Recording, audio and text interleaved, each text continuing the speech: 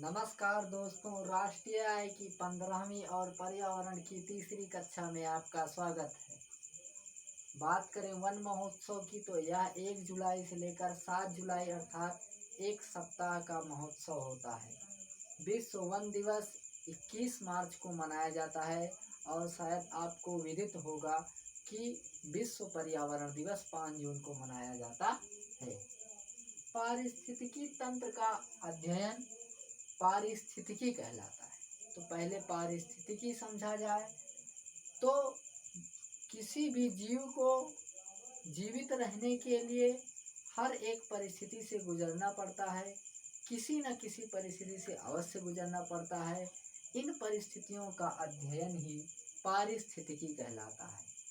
पारिस्थितिकी तंत्र जीवों, सजीवों एवं निर्जीवों के सम्मिलित रूप को ही पारिस्थितिकी तंत्र कहते हैं और सभी जीवों को किसी न किसी प्रकार से पारिस्थितिकी तंत्र की आवश्यकता होती है।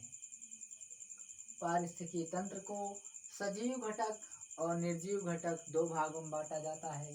सजीव घटक के दो प्रकार होते हैं, उत्पादक और उपभोक्ता। उत्पादक हरे पेड़ पौधे कहलाते हैं जो अपना स्वयं भोजन बनाते हैं और सुपोषी की संज्ञा हम उन्हें देते हैं।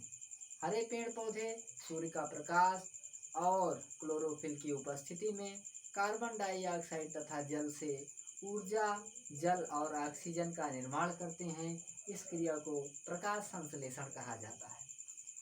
बात करें उपभोक्ता की तो ऐसे जीव जो किसी न किसी प्रकार से हरे पेड़ पौधों पर आश्रित रहते हैं उन्हें उपभोक्ता कहा जाता है। उपभोक्ता कई प्रकार के होते हैं।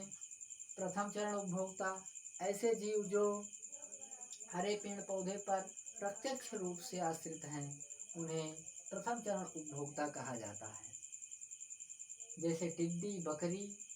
द्वितीय चरण उपभोक्ता जो शाकाहारी जंतुओं अर्थात प्रथम चरण उपभोक्ता के ऊपर आश्रित रहते हैं, उन्हें द्वितीय चरण उपभोक्ता कहा जाता है।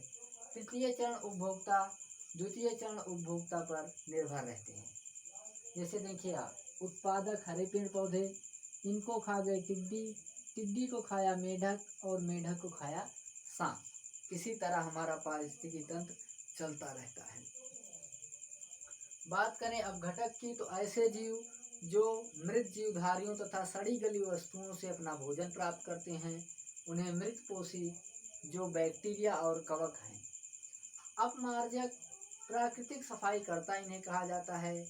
ऐसे जीव जो मृत जीवधारियों के मांस को खाकर अपना भोजन प्राप्त करते हैं, कौवा, गिद्ध तथा चील आते हैं।